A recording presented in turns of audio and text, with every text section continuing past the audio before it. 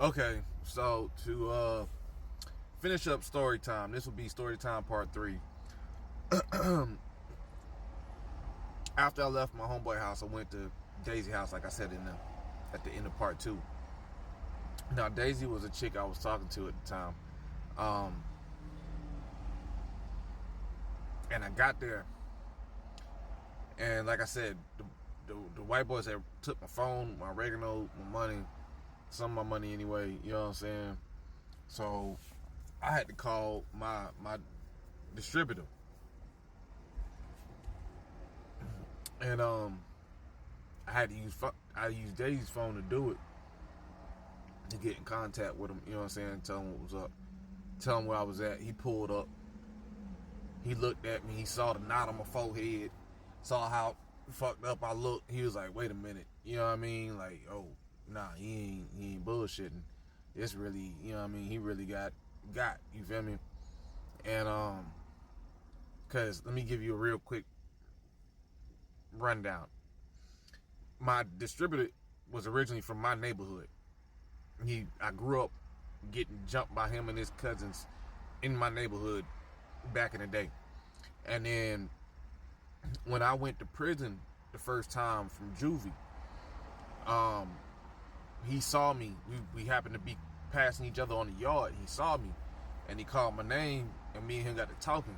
And he looked at me, see I was, you know what I'm saying, I was handling my own. I wasn't getting punked out by nobody. You know what I'm saying? I apparently was eating. I had some weight on me, you feel me? So when I got home before he did.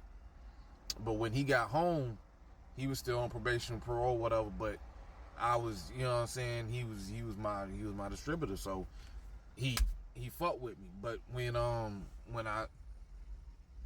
he pulled up to Daisy house that night and he saw I'm fucked up, he knew it, you know what I'm saying, at that point he knew it wasn't like I just rolled over and gave it up, you know what I'm saying, pause, no diddy. It wasn't like I just, you know what I'm saying, I just folded and just was like, yo, here, y'all can have the oregano and the money and everything. Nah, he knew something had happened at that point, you feel me? And he was just like, oh shit, yeah, no, you look like somebody done hit you. And I was like, yeah, man. I told him the story and everything. He was just like, yo, okay, well, shit, we're gonna have to work this off. I'm like, yeah, I know. You know what I mean? At that point, for those that don't understand that means I'm in debt. I'm in debt at that point. You know what I mean? Before I was in good standing, my money was good. Now I owe this man, and I got to work off. The price is gonna be a little bit high. I'm gonna make a less of a profit. I'm gonna have to work harder. Yeah, no, that was not the move.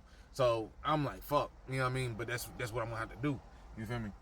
So eventually he dips. You know what I'm saying? And life goes on for a few days. So that's pretty much the end of story time. You feel me? The next part of this, that story time was a prelude to the next story that I'm going to give y'all, which will be entitled "Why I'm Paralyzed." So yeah, I had to give y'all that back info to get y'all to that point. Otherwise, everything that was happening in Why I'm Paralyzed wouldn't make as much sense as it will now.